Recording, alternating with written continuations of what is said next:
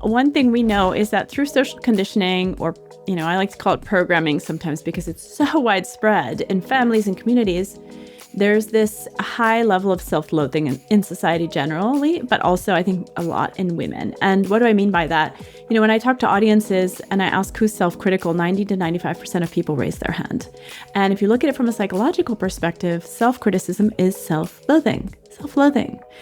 And when you look at the data on self-criticism, it leads to anxiety and depression and fear of failure and less willingness to try again in the face of defeat and so forth and so on. We complain about toxic relationships with other people, toxic workplaces, but how many people are in a toxic relationship with their own selves?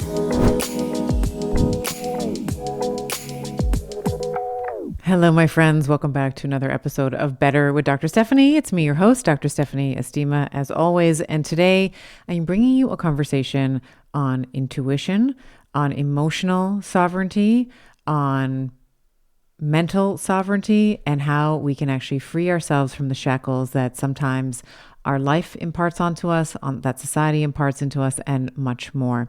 My guest today is Dr. Emma Seppälä. She is a distinguished author, lecturer, and psychologist from Yale and Stanford University. She is a sought-after international speaker, and she is renowned for her expertise in the science of happiness, emotional intelligence, and social connection. She teaches to the executives at the Yale School of Management and serves as the faculty director for the Women's Leadership Program. Today, we are talking, as I mentioned, all about how we can free ourselves from the shackles that sometimes life puts onto us and our life experiences and society. We talk about the idea of the bound mind. What are some of the trauma imprints that we pick up along the way and how we can begin to improve our relationship with ourselves. We talk about self-loathing, the difference between self-loathing and criticism and self-compassion. We talk about the toxic relationship that we have with ourselves. We talk about how worthiness is intrinsic and how we unlearn that as we grow up. We talk about how we can begin to deprogram that self-loathing. We talk about gratitude, breathwork, meditation, forgiveness, how we can deal with big emotions in everyday life. So what are the steps when we are feeling overwhelmed and activated? We talk about deprogramming our imprints, and then we move into intuition, which is probably my favorite part of our conversation. What is intuition? What are the mechanisms of action? How that is related to our subconscious, how we can get in certain brainwave states to activate and cultivate our intuitive prowess, and what are the ways in everyday life that we can begin to exercise our intuition. I've always said this, I say it in the show and you'll hear me say it. I think that women are some of the most creative and intuitive beings on the planet. And sometimes we unlearn that either through schooling or culture or otherwise.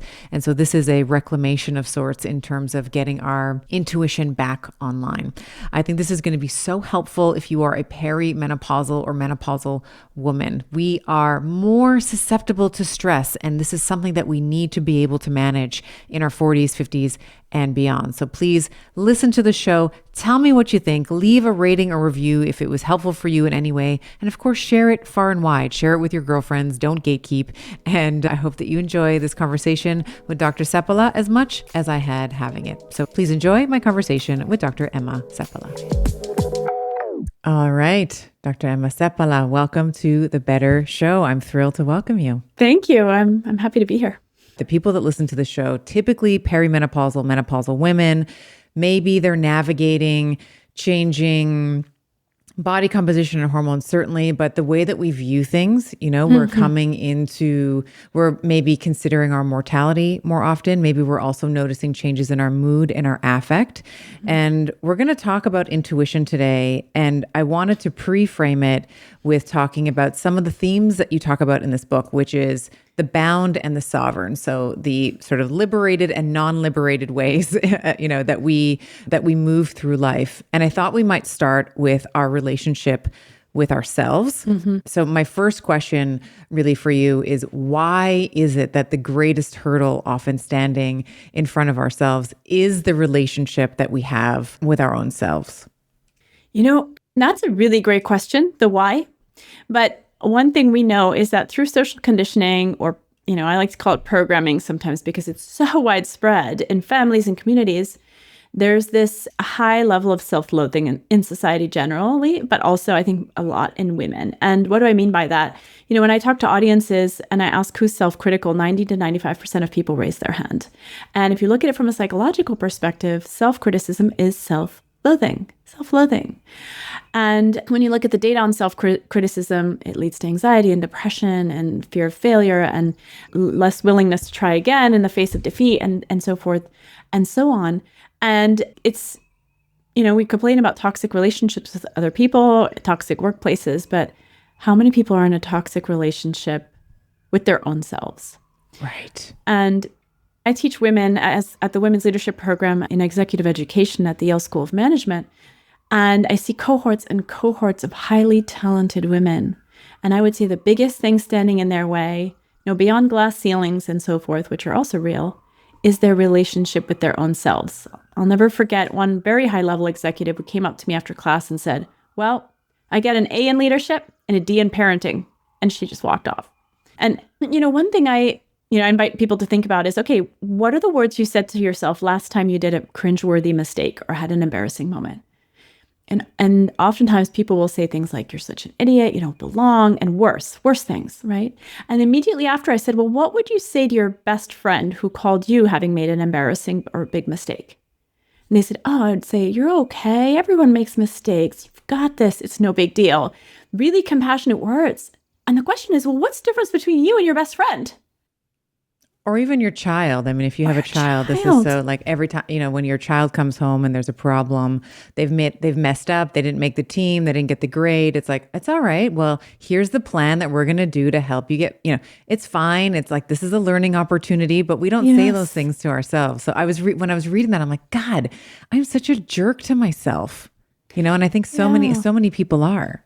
It's really heartbreaking. And, I love the quote. There's two quotes I live by with regard to this that I think can help people think about it. One is by Audre Lorde, and she said, self-care is not self-indulgence. It's an act of political warfare.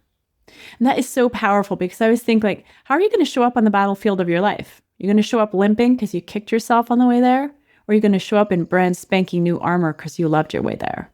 And I have to say, of all the cohorts of women I see, there's one or maybe two in the classroom that are sovereign, that do not have this problem. And they are so powerful. They show up so powerfully because they're on their own side. And that's quote by Maya Angelou. I learned a long time ago that the wisest thing I can do is to be on my own side. And boy, does that make you powerful. I've spoken to a lot of guests on the show who are menopausal, who are postmenopausal. Yeah. And a lot of them will report, maybe the transition of perimenopause and menopause might have, kicked their butt, right? But once they sort of get past it, a lot of women will report that they do feel that sovereignty. They do feel that liberation. They do feel free. They give, hopefully we don't get an E slapped on this podcast, but they give 0 Fs, right? Like they give 0 Fs about, like they're playing their own game now. They're not trying to impress anybody. And so I hope is with, works like yours and this book is that we can maybe shift that point of liberation earlier in the life. Even if you get there after menopause, that's great. Yeah. I'm certainly a work in progress myself being, I was reading your book. I'm like, yep, that's me. Conditioned to achieve, conditioned to overachieve, conditioned to work myself to the bone and burn out. And, we'll talk about the different archetypes that you outline in terms of like energizers and all of that in a moment. Yeah. But I think that it's so, when I look at my children, and I have boys, but there's now starting to fit, you're starting to see them play and almost fit characters to fit in. They're kind of in their teenage years, so this is becoming more and more important for them socially. But prior to their teenage years, they were just themselves. Like they just didn't care what people thought of them. They didn't care, in the book, there's a point where you were talking about emotions, bound and sovereign emotions, and you gave the example of a toddler, a toddler, when they're upset, they can't have the apple or they can't have the toy or whatever. They have a screaming fit. They scream their head off. And then 2 minutes later, they're fine because they've processed that emotion. And we as adults really can learn a lot from our 2-year-olds. We can learn a lot from those toddlers who are able to metabolize that emotional levity in the way that young ones do. Absolutely. And I just want to, hark back on one thing that you said about, when you show up as a perfectionist and everything needs to be just right. And, a thought I had was that behind every perfectionist, high achieving person is an experience of conditional love, right? At one point, this experience, okay, I will only be accepted, loved, maybe it was as a teenager, a child, or whenever, if I do this perfectly right. And the only remedy for that is unconditional love from yourself, from yourself. And that makes you sovereign. So I just wanted to add that, in terms of sort of the beginning of the remedy towards this bound self is the unconditional love from yourself. And I believe that can make you sovereign at 16, much earlier, if we're thinking about our children. But anyway, going back to what you're saying, absolutely. Another thing, no matter how many MDs, PhDs, black belts you have, most people have as much formal training for what to do with their big, bad, negative emotions as a 5-year-old, which is none. But 5-year-olds will feel the emotion. And a lot of times adults just don't want to feel bad ever. Don't want to feel bad. And so we try to push it away. And there's so many ways, alcohol, whether it's alcohol or food or shopping or overworking or overexercising or keeping yourself too busy. It can look saintly, like, oh, I'm volunteering 50 hours a week, or I'm doing ultra marathons. I'm just so athletic, and there's doom scrolling, and there's so many temptations out there. And what it does is it perpetuates the emotion. So a toddler is angry for 2 minutes, an adult can be angry for the rest of their lives, because emotion is energy in motion. And if you let that energy move through your system, even though it's unpleasant, but if you're fully with it, you allow it to move, as opposed to when you're suppressing it or trying to numb it, which is what, as adults, most of us do. And the world is happy to give us, make us pay for, countless different ways we can try to distract and numb ourselves. Right. It's like things, you need this mascara to make you happy. You need this bag to make you happy. You need, whatever it is. You mentioned earlier, I just wanted to circle back to this, that self-criticism and self-loathing are almost interchangeable. How do we know when there is criticism that we should be listening to, whether it's endogenously driven or exogenous, if someone else is giving us feedback, versus it being sort of this toxic, constantly beating ourselves up? How are we able to distinguish between those two? Yeah. And I like to think about the difference between self-awareness and self-criticism. So self-criticism is beating yourself up every time you do something wrong, right? And that's something that has no positive effect on us. It actually activates the sympathetic nervous system, the fight or flight. It's like having a terrorist living inside your head, beating you up and constantly putting you in this sort of anxious space. But self-awareness is different. So self-awareness is knowing where you might be weaker, knowing where you might need some help, or you might need some more learning or some more training. For example, I'm a research scientist, and my training in statistics was never what it should be. And so when I run a study, I know I can manage a team. I know I can design a good study. I know I can write up the study. I know I can get it published. But my statistics, I am self-aware that that's not my strength. And so I bring a statistician onto my team. And that's the difference between self-criticism and self-awareness. Is sort of knowing where you're weak, but not beating yourself up for the fact that you might have a weakness, or that you're not a perfect picture at all in all verticals of life. Exactly. Do you want me to share a story around that? I would love. Yeah. Yes, I would love. I share a story in the book about, having been hired to do this keynote on a Saturday morning. And I know I don't usually work on Saturdays. That's usually my family time. And I completely forgot about this keynote that had been planned for 6 months and was on my calendar. For some reason that morning, it slipped my mind. And I was at a park an hour away with my kids when I received a message on my phone that said, "Are you having trouble logging on?" And it was this devastating moment that I had let these people down, and we had been planning for so long, and I was the opening keynote. And so in that moment, I felt devastating shame. And I felt it for the rest of the morning, and then I went home and I recorded a talk. I sent it to them. I asked them to cancel my honorarium and so forth. But there was 2 ways I could go. I could go into that. Shame was there, and I felt it for a couple hours pretty intensely, and it was unpleasant. But I also, it stayed there. I didn't go into a negative cycle of, oh, you always do this, and beat myself up. I just didn't go there. So that's the difference. It's not that you don't go through hard times and hard emotions, but that you don't add fuel to the fire, because isn't the experience itself hard enough? Right. So how do we begin to start deprogramming the self-loathing? I mean, you talk about in the book, and I'll just read a quick quote here.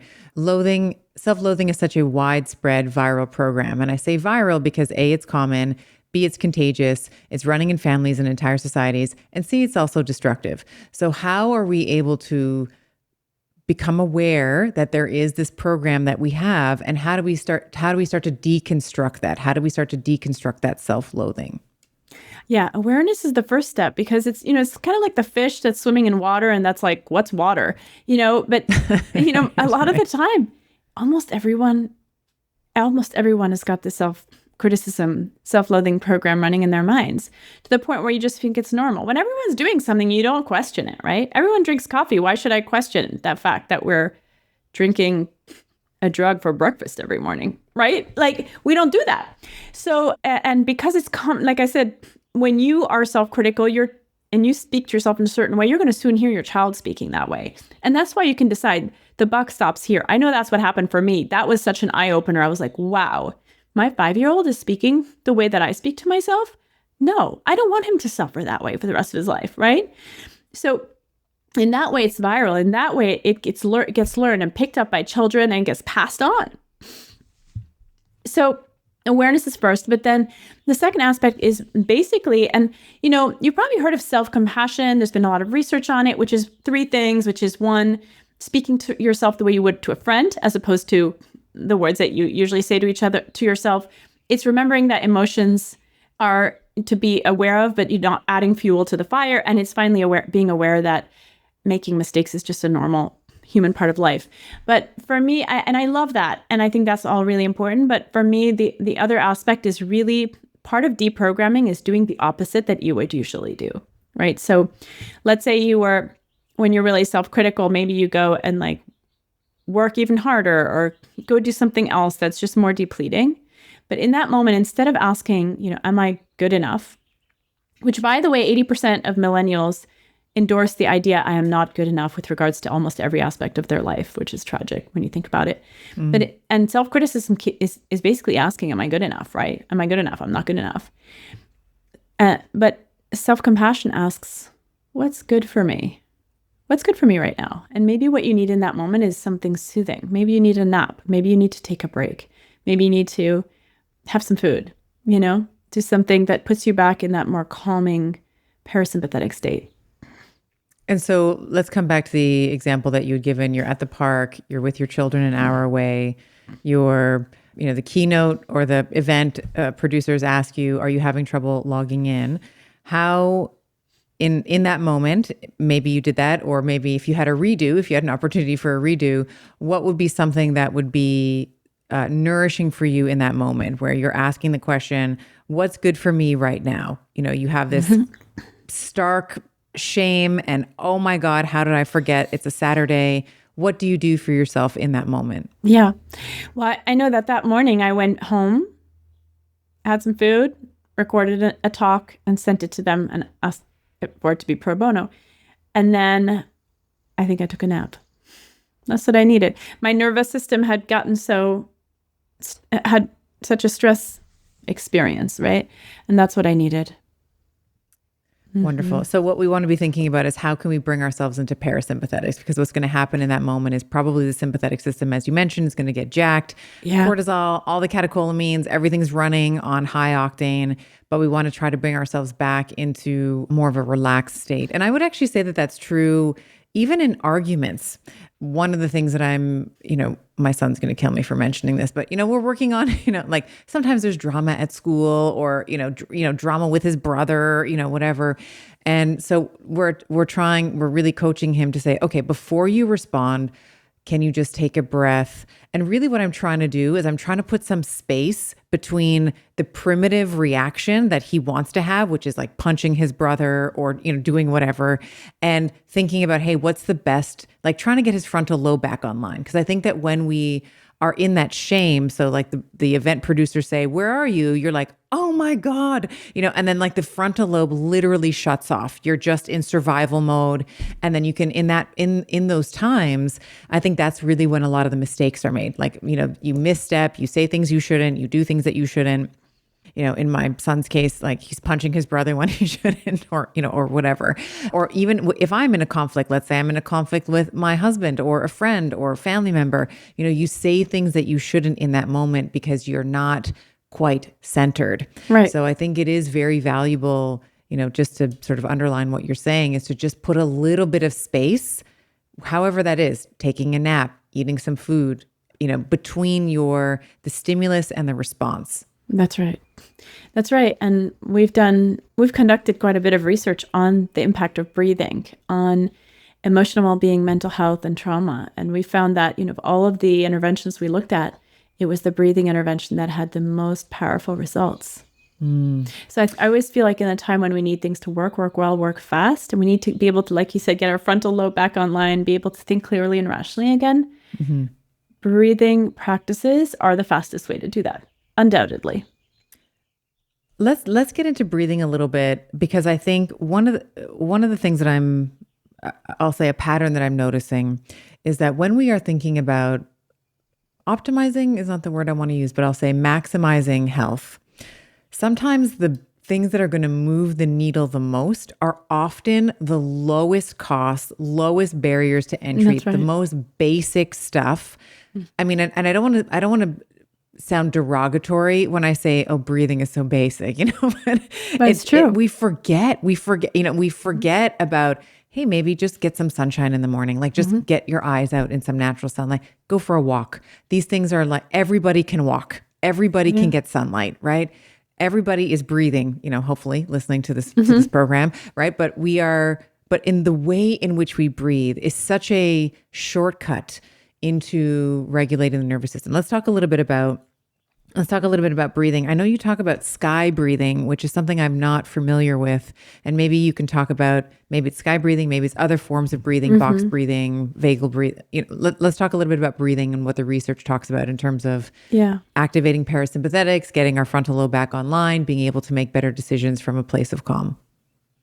Yeah. I mean, I really discovered this for myself when I was in New York City during 9/11. And after that day, every morning I would shake before leaving my apartment. My anxiety was so high. And I tried so many things to try and calm down at the time. And it just wasn't working. I'd go to Bikram yoga like 4 times a week. I had a 6-pack, but I was still really anxious.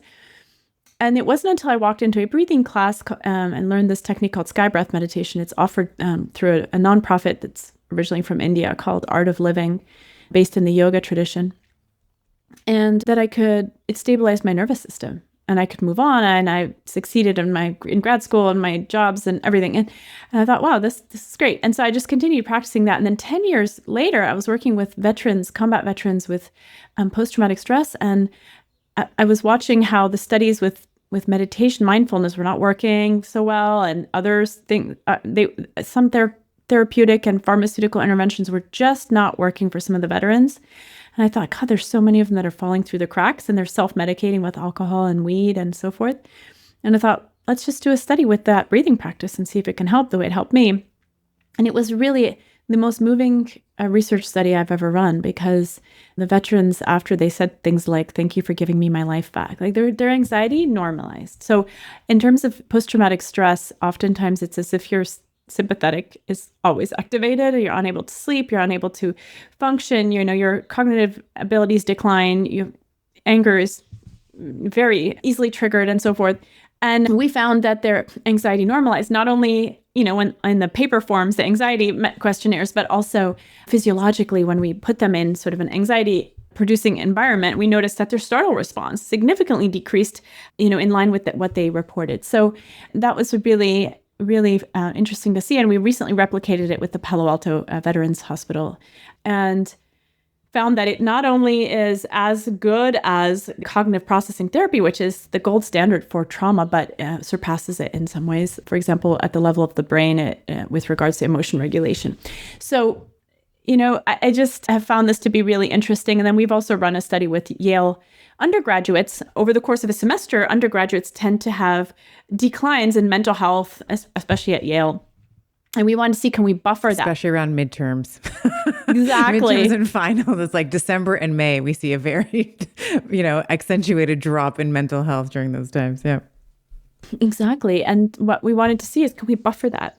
Can we somehow create resilience? And so we tested 3 different interventions. One was the sky breath meditation, one was mindfulness-based stress reduction, and one was emotional intelligence, and one was a control group. And we found that by far the breathing practice had the most benefit. And we think that's because it's not just it's not just at the level of the mind. You're conditioning the nervous system to be in a place of greater parasympathetic tone. And some colleagues at Harvard replicated this study and put people in stressful situations and found that those who had done the breathing program had less of a stress response in a stressful situation. So I don't know. I often think about it as, we go to the gym to condition our muscles so we can be stronger for life. And doing a practice like the sky breath meditation conditions your nervous system. So when you go out into the world, you're more resilient. Yeah. I would have to also agree with that. I spoke to this with Dr. Sarah Gottfried. She was on the show talking about autoimmunity and trauma. So like the relationship between having traumatic imprints and traumatic experiences as a young child and the prevalence of later in life seeing autoimmune conditions show up. And what I had said to her, and I'll share it here again, is in my own life, we were talking about ACE scores and all of that, have sought out therapy, talk therapy, and went to it for like years, was in talk therapy for years. And I found, I don't mean to, despair, if you have found talk therapy to be helpful for you, even like CBT, all of that, if you found that cognitive behavioral training to be useful for you, please continue to do it. But I'm just speaking from my N of one, my own experience. I would either overwhelm the therapist. It was just like, I laugh now, but at the time it was very sad. I would like kind of overwhelm the person with, whatever I was saying. Or I found sort of minimal benefit. Like, I kind of felt like, okay, I'm doing something about it. I'm talking about it. I felt like I was kind of doing something about it, but really it was like the same thing next week, kind of talking about the same thing again. And I've often likened it to, worrying. Sort of worrying makes you think that you're doing something about it, but you're not. It's like you're rocking in a chair, so you're kind of moving, but you're not really moving.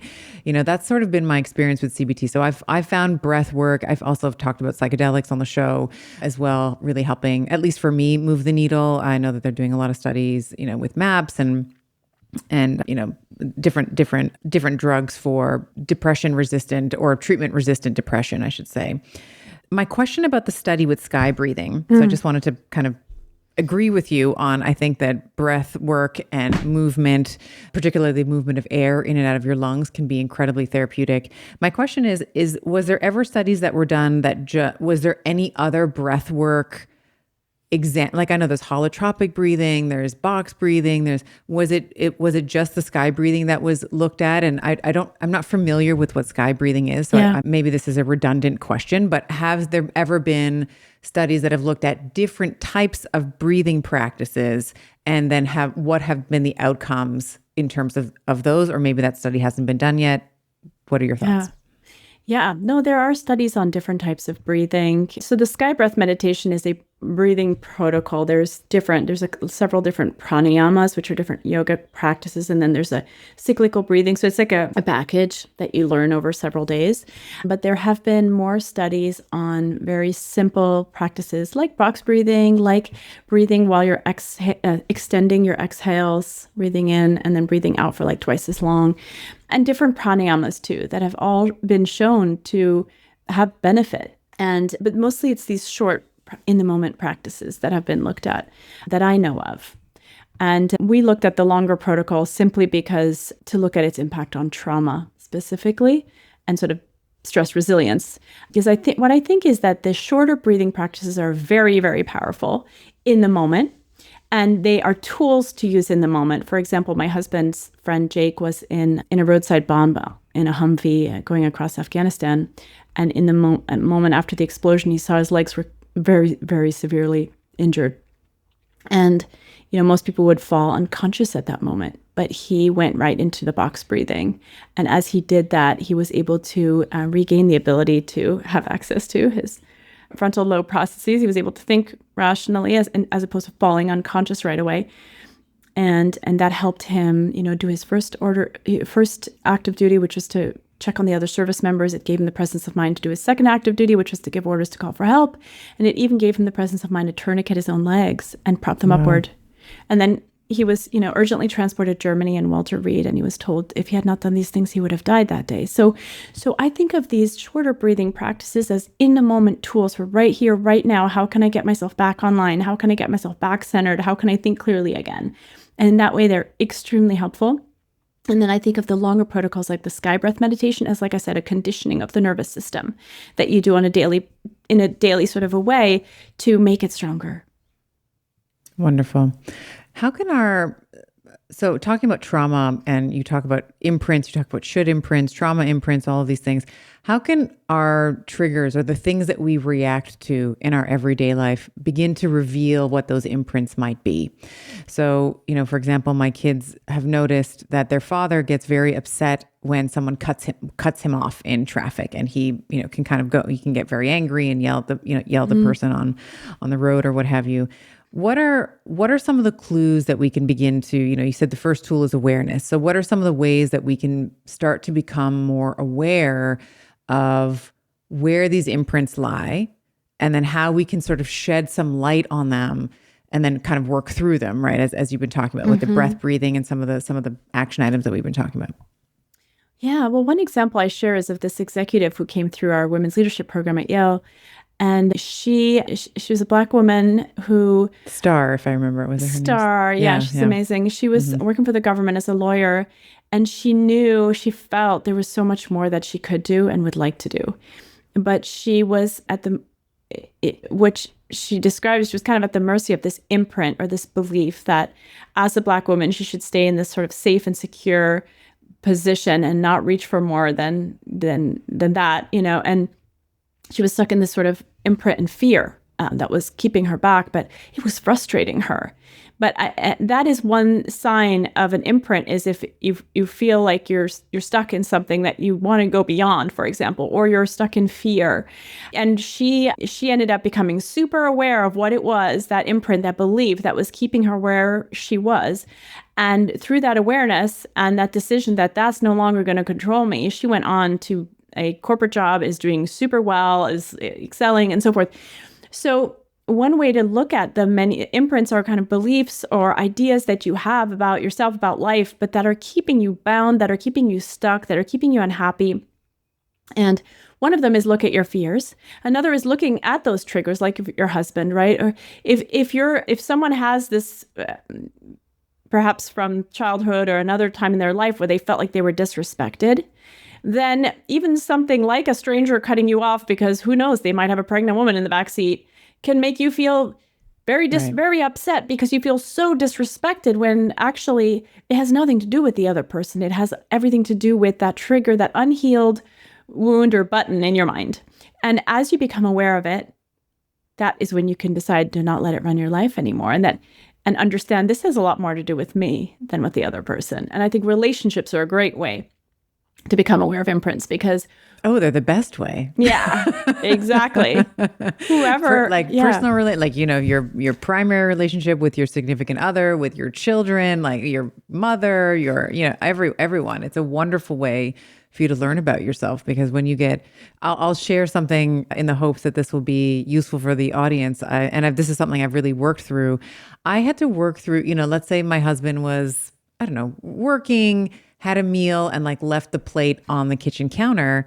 And then I would, I like a clean house. I sort of feel very energized and my mind is clear when my kitchen is clear, that kind of thing. And I would I would get triggered by that. I would be like, why can't he just pick up his damn plate and put it in the dishwasher? I don't understand. And I realized that it came back to a sort of a core feeling of not feeling considered.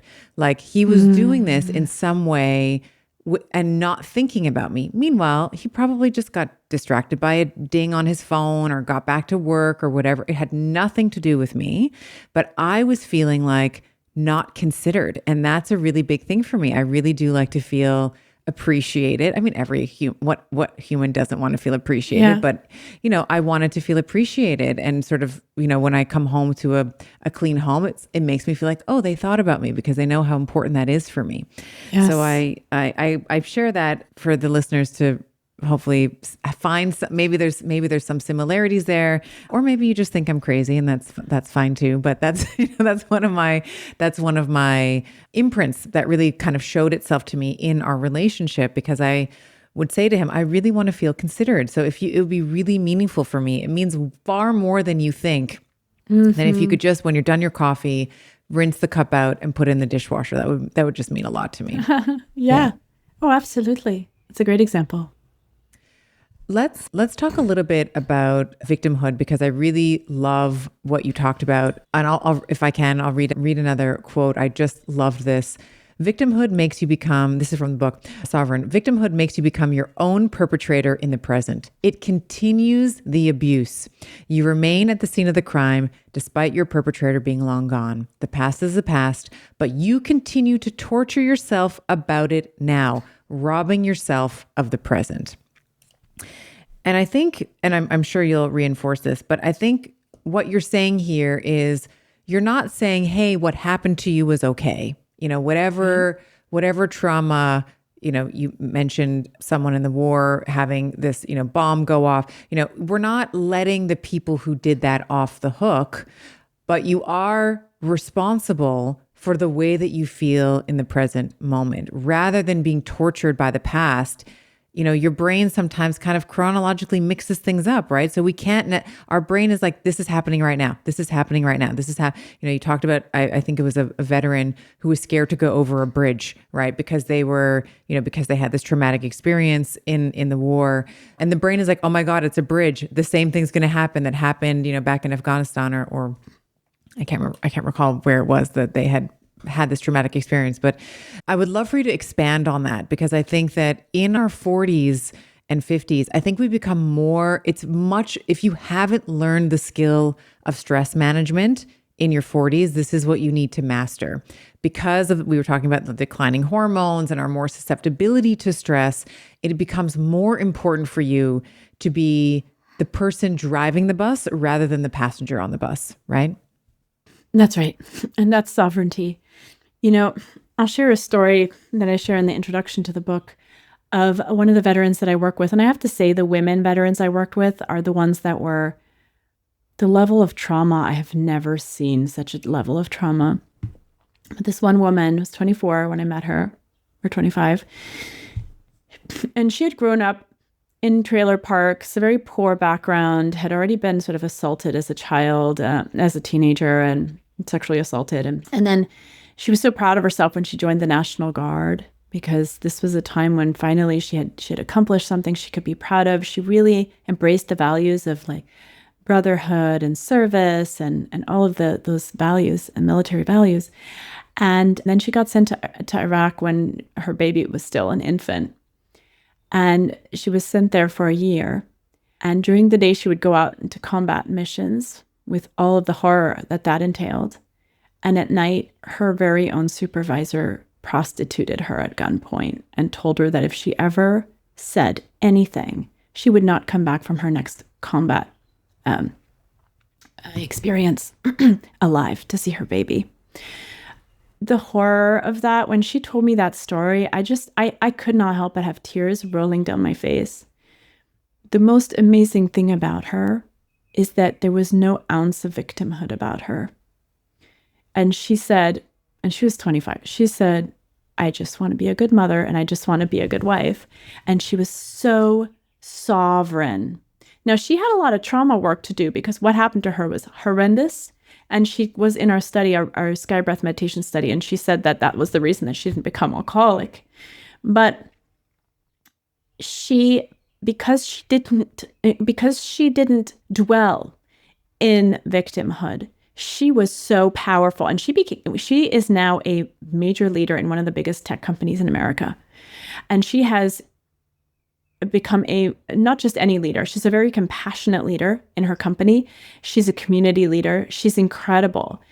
And what happens to us, the trauma is real. Like, the suffering that we go through is real. But when we remain deeply identified as a victim, we are identifying as if we are still in that place of being abused, as opposed to being sovereign, as opposed to being in the present moment. And again, it's not disowning what happened to us, whatever that was, but it is owning right here, right now. You're not taking this moment away from me too. This is my life. And this woman lives and works in the community where all these people are. Now, you got to think about it. She knows what happened, and so did everyone else, because the people she was being prostituted to, by the way, they thought she was doing it willingly. So you can imagine the level of abuse. So I don't know if that example is helpful, but well, it reminds me of the book Viktor Frankl, Yeah. Man's Search for Meaning, where he was just in the most unimaginable, horrendous, situation in Auschwitz. And, to your point with this woman, no one can take your mind from you. No one can take it from you unless you let them.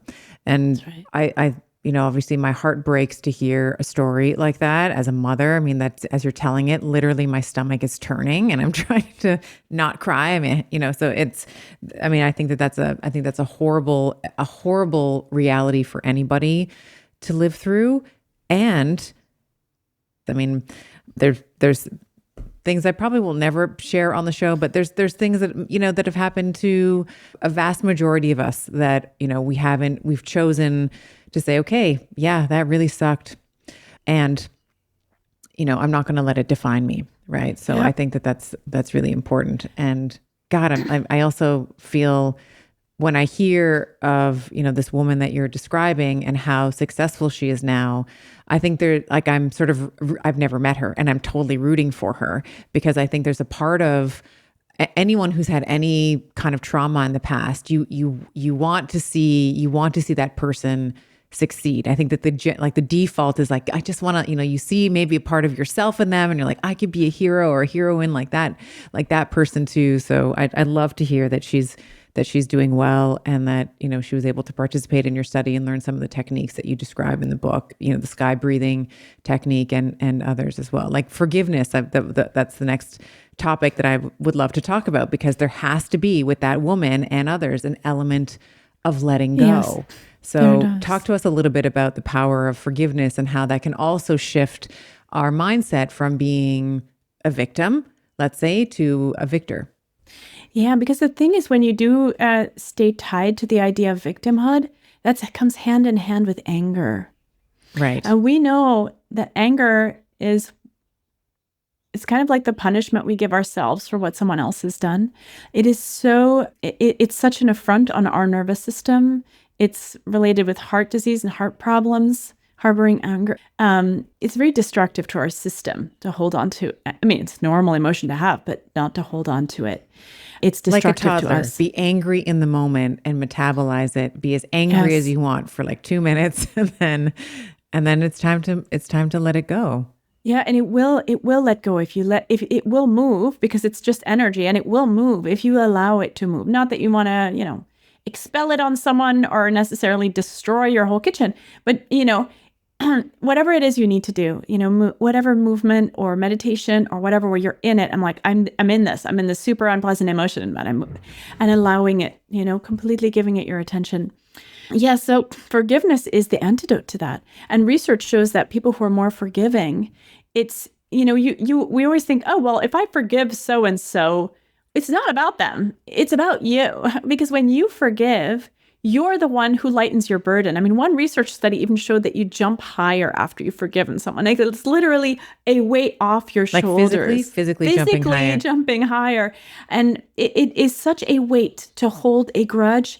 It's like a stone on your own heart. And again, hand in hand with that anger piece that also hurts our health. So it is a gift that you give to yourself. But also in relationships, whatever relationships you're in, it allows you to keep moving forward as opposed to backward. Now, not that you want to put up with abuse. If you're in an abusive relationship, like, end it, but if it's a different relationship that you want to maintain, that's healthy. Forgiving allows you to keep moving because we all make mistakes constantly, right? And there's a forgiveness for others, and I think also a forgiveness to ourselves, right? Absolutely. Because you've lived 46 years on the planet. You've done bad things to other people, and bad people have done bad things to you. So there's a forgiveness. There's sort of a duality there. There's a forgiveness for others, and also some self-compassion and a forgiveness to yourself, and say, hey, I acted in the way that I knew best at the time with the tools that I had and the maturity level that I had as well. Would you agree with that? Yeah. And my favorite research on the people who have the best relationships with others is that they have a really good relationship with themselves. So the more self-compassion, because if you think about it, the more self-critical and hard you are on yourself, that's how hard you're going to be on the people you love the most and want to hurt the least. Ouch, Right. And so, but when you have that grace for yourself, you have grace for others. Everyone thrives in that kind of environment, including you. I remember I was watching, this is back when Oprah had a TV show, and I can't remember who the guest was, but they were some horrific thing had happened, and the person had come on and was forgiving, the perpetrator. And Oprah said something, I never forgot it. It was, forgiveness is letting go of the hope that things could have been any different. Mm-hmm. And I thought that was so powerful, because I think a lot of times when we, let's say, harbor ill will to someone who has done something to us, or when we have done something to someone else, it's that we are hoping that it could have turned out differently. I wish that I didn't say this, do this, was there at that moment, et cetera. And forgiveness is letting go of the hope that things could ever have been different. I just love that so much. Yeah. I wanted to share that with you. I don't know how that lands with you, but it's something that stayed with me. I don't know, maybe, when did she have a show now? 20 years ago, maybe 30 years ago, I saw this. So I love it. It's still with me.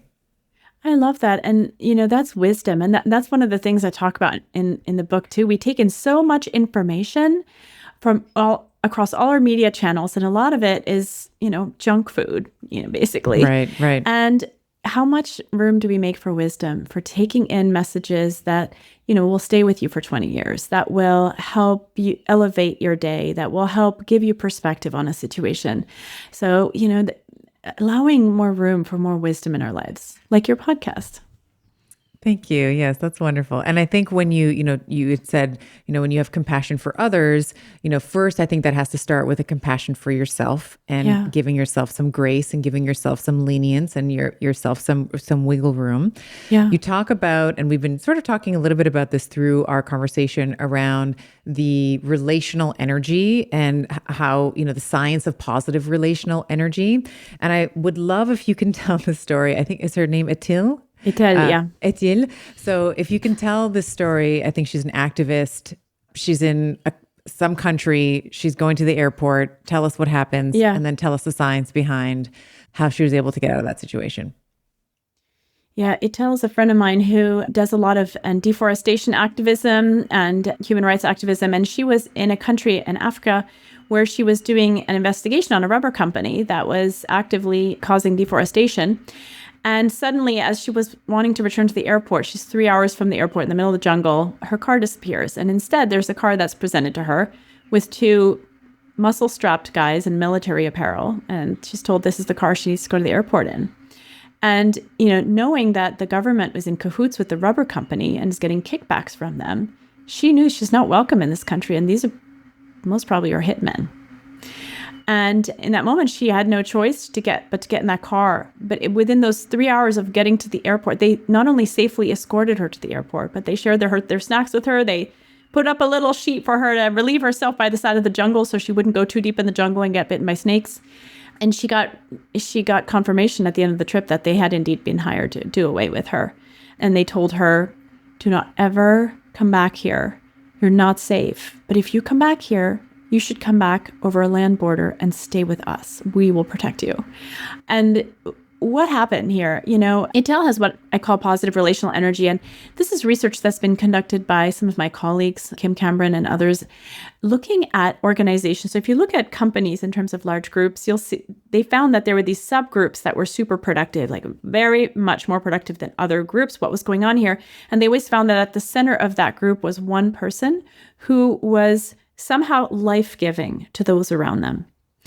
And I remember my colleagues saying, Emma, as a scientist, it's embarrassing to use the term positive energy, but it just feels like these people are positive energizers. And they break it down scientifically and show that these people lead with a lot of human values like kindness, compassion, humility, integrity, honesty, forgiveness, etc. That's how they operate. And they are also people who know how to fill their own cup so they can really show up for others in a really, in that kind way. Inspiring way, life-giving way with others. But Itel has this quality about her, and just spending time with her, you feel that.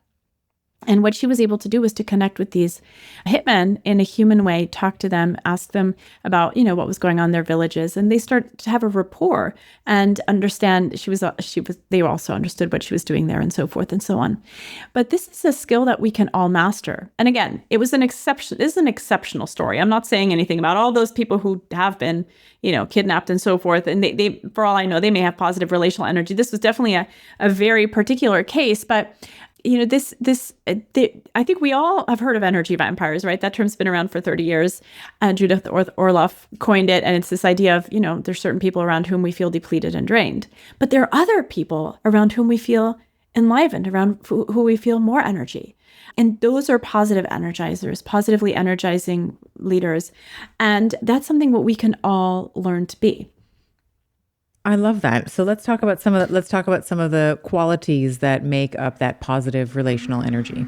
Yeah. So the first thing, and this goes back to everything we've been talking about, is that they have a non-toxic relationship with themselves. If that makes sense. They have got to start with you. Yeah. They have a positive, kind relationship with themselves. Because when your bucket is full, then you can show up, not drained. You can show up at your best, first of all. And many of us at our best, we do show up with human values. We do show up with an open heart. We do show up with the ability to give, right? But the other aspect is that human values aspect, the kindness, the compassion, the forgiveness, the ability to make other people feel seen, heard, valued, and appreciated. And truly at our best, most of us do show up that way. And oftentimes, if we don't show up that way, it is because we're drained. And I think women in particular, we really know how to help people feel like they belong, feel like they're cared for.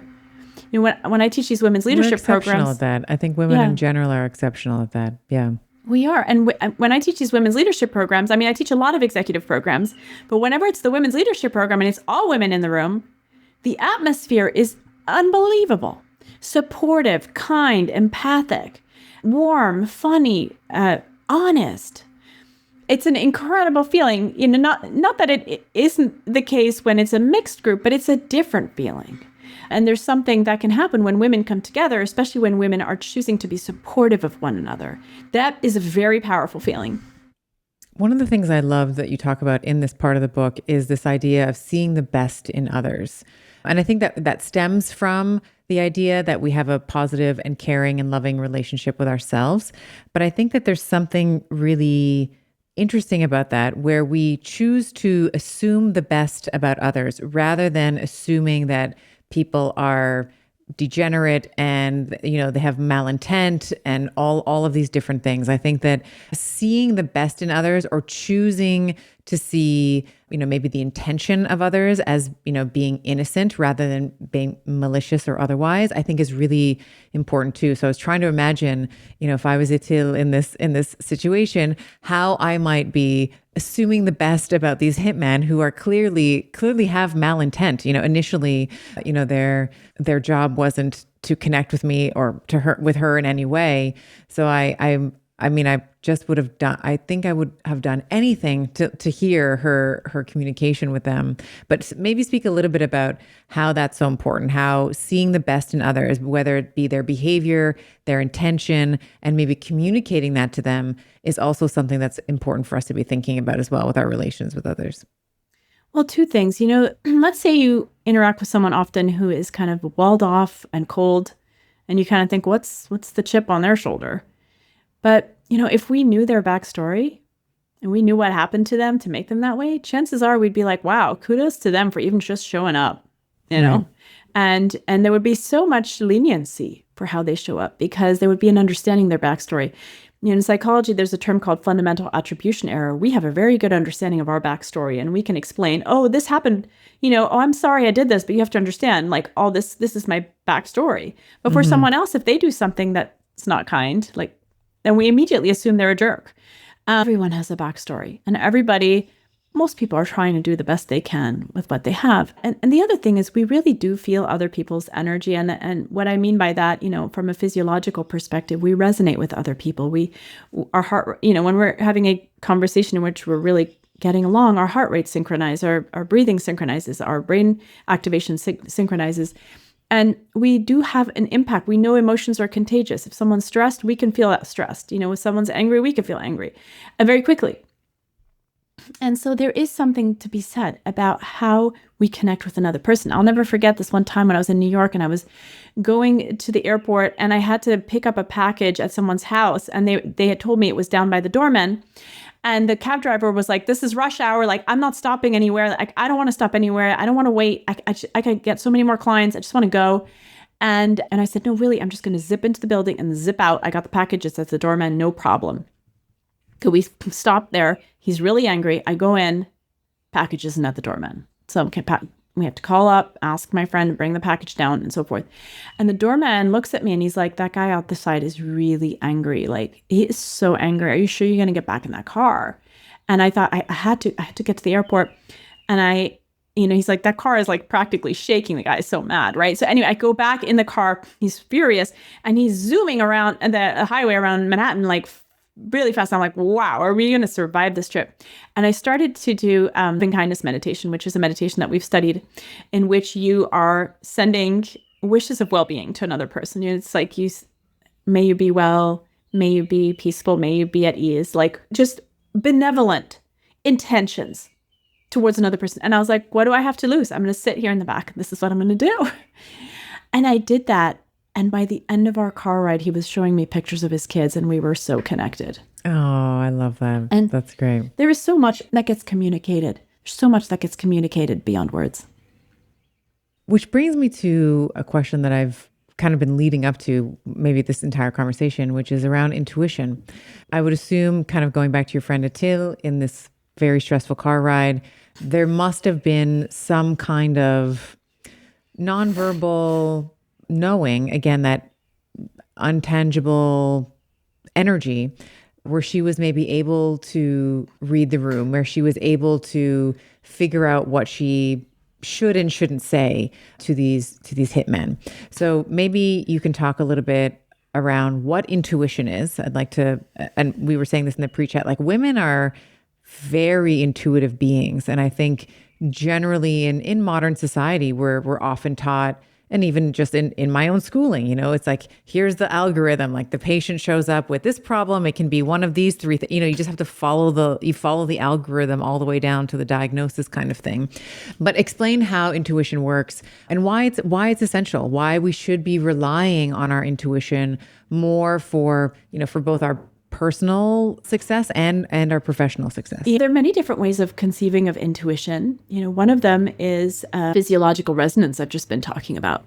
If someone is suppressing anger and you're talking to them, your heart rate increases.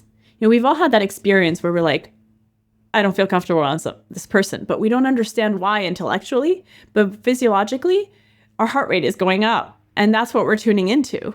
And our heart rate goes up when someone else is being inauthentic. And we find this in the animal kingdom too. So if a therapist works with a horse and then a patient, right, the equine facilitated therapy, if the patient lies about something or pretends to be something they're not, that horse is anxiously moving around, jumping aside.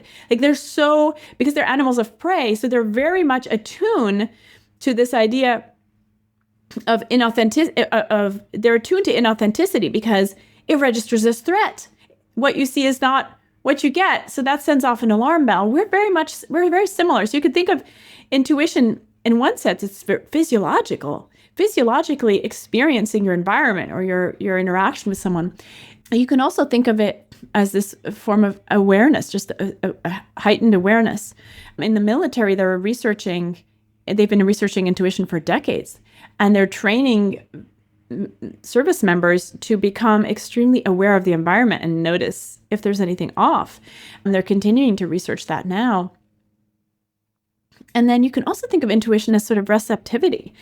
Einstein, he attributes intuition to being the reason that he came up with the findings he did. And he would go and listen to Mozart and put himself in this alpha wave brain state. And we know that we're most likely to come up with our innovative ideas or aha moments when we're doing something that puts us in alpha wave mode. For example, that's why people say, oh, I get my best ideas in the shower or when I take a walk. My husband does that. He goes and gets downloads in the shower. Exactly. So, and you could think of that as, oh, my brain is in active problem solving mode, or you could think of that as receptivity. However you want to think about it, doesn't matter. The point is that we come up with sort of innovative ideas or intuitions or things of indicators of what might be good avenues for us moving forward. So there are many different ways of conceiving of it. But one thing we know is that it's certainly a cognitive ability that's there, but that we have been trained out of in favor of reason and logic, which are, of course, extremely useful tools. But, like as Einstein said, he said those are the servants, right? You come up with your intuition and then you act on it. And we prioritize the servants. That's what, there's a quote where he says that. I want to share the story of Lynn Tilton, who's this incredible woman she runs the largest woman-owned business in America. And at once, she's saved 700,000 jobs in this country. She's amazing. And it all started with an intuition. So she was a very successful Wall Street banker in the 80s. She was sexually harassed every day, and it was a horrible experience, but she was a single mom. And at 30, she was like, I'm out of here. And she was going to retire in Florida. And then she got this intuition that came to her in the form of a dream in which her father said to her, this is not what I had in mind for you, for her to retire. And what she had experience with her dad when she was a teenager was that he had lost his job. Oh, no, he had not lost his job. He had passed away. And when he passed away, they lost the main income provider. And as they lost the main income provider, they noticed, wow, what an impact that had on her family. And so she decided that she was going to try and prevent people losing their jobs. And so she would buy these companies that people had left for dead, that they had given up on, and turn them around. Like companies like Styla Makeup. Like she turned them around and made them a success. And that was all because she followed an intuition to do something that other people would have thought was nuts. Wow. So dreams is one way that we can sort of have our intuition come through us. It can also be downloads in the shower when we're in that alpha wave state. Yeah. Would you say meditation is another time where? Absolutely. Meditation. I'll just interrupt you and say, and I'll let you answer on the meditation. I get my best stuff after an exercise. So I will go to the gym, lift weights, and then I meditate afterwards. And it's when my physical body has been primed and I can sink into my meditation, I always have the best ideas in those moments. That makes a lot of sense because in a sense with the exercise, you've gotten your wiggles out, Yeah. Yeah. Just like a kid, you've gotten your wiggles out. Yeah. And then your mind can settle really deeply. And as your mind settles, you can go into the alpha wave mode. And that's why even in the yogic tradition, there's this idea that you do the yoga asanas first, then you do your breathing practices, and then you meditate. Because at that point, your mind has gotten so settled, the exercise and the breathing, and then the meditation. And definitely meditation will put you in that alpha wave mode, going in walks in nature, being off your phone. And that's one of the reasons children are the most creative people on earth, because they are often in that alpha wave mode. They're not carried away by anxiety and stress for the future, regret for the past. They're right here, right now, and their mind goes into that space very easily. So they're creating castles out of cardboard boxes, unless you have them on a screen. You want to have them on the screen for all day long, or you have yourself on a screen all day long. You're robbing yourself of your own intuitive and innovative potential. So we've talked about walking in nature, putting your phone away. Meditating. exercising, meditation. Yeah. Are there other techniques, exercises that we can, I'm just thinking about action items for my listeners. How can we help them cultivate and solidify?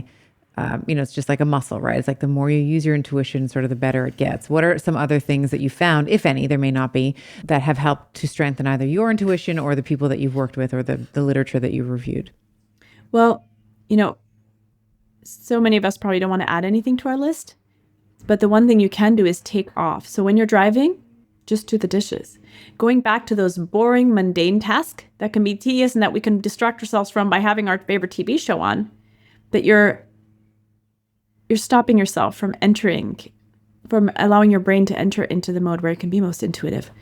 But definitely a meditation practice is key. I mean, I've often gone into meditation with a question. Like, I remember this one time our childcare was over that day. That was the last day for our childcare, and I needed childcare the next day, and I did not know how I was going to manage that, how I was going to find someone. And I sat down with that question in my mind, but then I just sat down and meditated. And when I was done, I got up, and as I got up, I heard Molly's mom.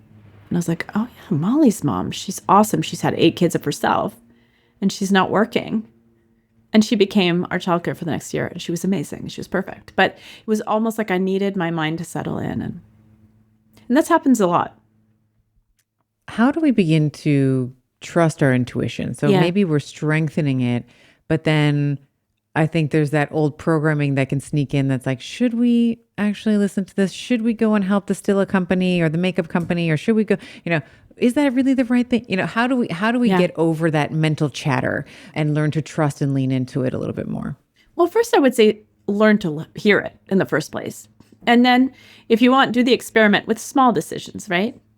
So it doesn't feel like it's anything dramatic. And also make sure that you're not overshadowing your intuition with a fear, right? Let's say, I have an intuition I shouldn't go up on stage and speak in front of 500 people. Well, maybe that's a fear. You know what I mean? And so being aware also of your own imprints and fears and so forth, and making sure that that's not what's leading the show, but it's actually a real guiding principle within you. But I would say the first thing to do is to actually listen. We've been trained out of it. We've been taught, it's magical thinking. It's not real, but it is real. And neuroscience research shows that when you're making a complicated decision, going with your feeling as opposed to thinking about it rationally is going to lead you to the better decision making. And so let's say like your glasses are broken. Should you get a new pair of glasses? Well, that's not a complicated decision. You don't need your intuition. Go get new glasses, right? But if you got a new job in a different town and involves moving and your kids are moving schools and your community is going to be different, that's a complicated decision with a lot of moving pieces. In that kind of scenario, my colleague neuroscientist Joe Michaels has found that we make better decisions when we go with our feeling. So train yourself to start to actually notice your feeling in the first place. What is it? And then consult both. Consult your mind, of course, your rational thinking, but also lean into what else? What am I feeling? And take all of those things into consideration. And it goes back to our earlier point in our conversation as well. When we were talking about emotions, that's that idea of being able to feel the emotions that you're feeling, being aware that maybe you're angry, being aware that you're irritated, being aware that maybe you're tired or hungry, or all of these different factors that can influence your emotional well-being, and feel the feeling. I think feeling the feeling is also the shortcut or the path to being able to tap into your intuitive prowess. Absolutely. It all connects. And that's why that sovereign, living a sovereign life, all of those pieces connect with one another and enrich one another. I love that. This has been a wonderful conversation with you. I would love for you to tell people where they can find more of your research. I know your book just came out, so tell people about the book and where they can find you online and all those wonderful things. Sure. Yeah. So my book is called Sovereign, Reclaim Your Freedom, Energy, and Power in a Time of Distraction, Uncertainty, and Chaos. And you can find that wherever books are sold. I have a website that goes with it called iamsov.com with some extra tools on there for people. I'm on Instagram at The Happiness Track.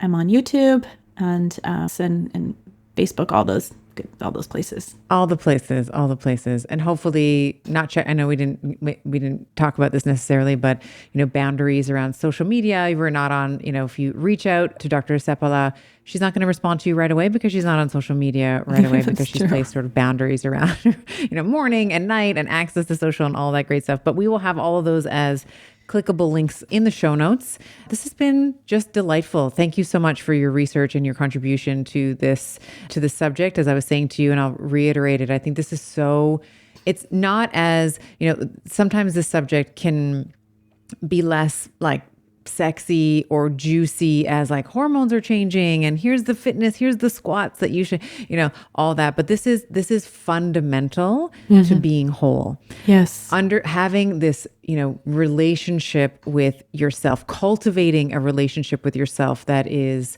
loving, nourishing, that allows you grace and forgiveness and compassion, of course, extends to all the other verticals in your life that matter. Absolutely. Your personal relationships, your career, as we've been talking about, and it allows you to strengthen your intuition so that you make better decisions in the life that you have. So thank you so much for your time today. It's just been a delight talking to you. Thank you. It's been super fun.